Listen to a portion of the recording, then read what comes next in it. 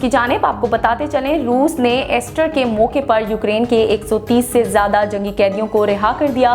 गैर मुल्की मीडिया की रिपोर्ट्स के मुताबिक यूक्रेन के एक सीनियर एहलकार ने बताया कि रूस के सदारती ने ऐलान किया है कि मॉस्को की जानिब से गिरफ्तार किए गए 130 फौजी, मल्हा, बॉर्डर्स गार्ड्स और दीगर को रिहा कर दिया गया है।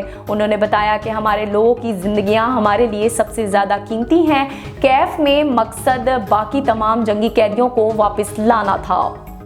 रिहायशी अमारात में आग लगने से जहान बहक होने वाले 16 अफराद में से अमारती हकाम ने आग शुदगान में से 3 पाकिस्तानियों समेत 8 अफराद की शिनाख्त कर ली।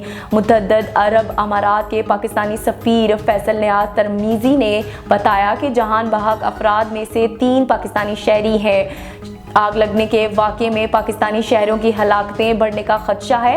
दीगर हलाक शुदगान में से 4 का ताल्लुक भारत और 1 का नाइजीरिया से है। फैसल तरमीज़ी ने बताया कि पाकिस्तान सफारतखाना मुसलसल अमारती हकाम से राब्ते में है।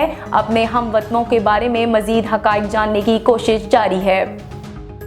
जर्मनी ने कार्बन अखराज के इजाफे में पेश नज़र अपना तीसरा और आखिरी जौहरी रिएक्टर भी बंद कर दिया, जिसे आलमी तौर पर एक अहदे का खात्मा करार दिया जा रहा है। जर्मनी ने ऐसे वक्त में जौहरी रिएक्टर्स को बंद किया है जब वो यूक्रेनी जंग के बाइस पैदा होने वाले तवानाई के बहरान से निकलने की कोशिश में मसरूफ़ है। तवानाई के बहरान से सबसे ज़्यादा यूरोप मुतासिर हुआ है, जिसका इन्हिसार रूसी गैस का सप्लाई पर आ रहा है।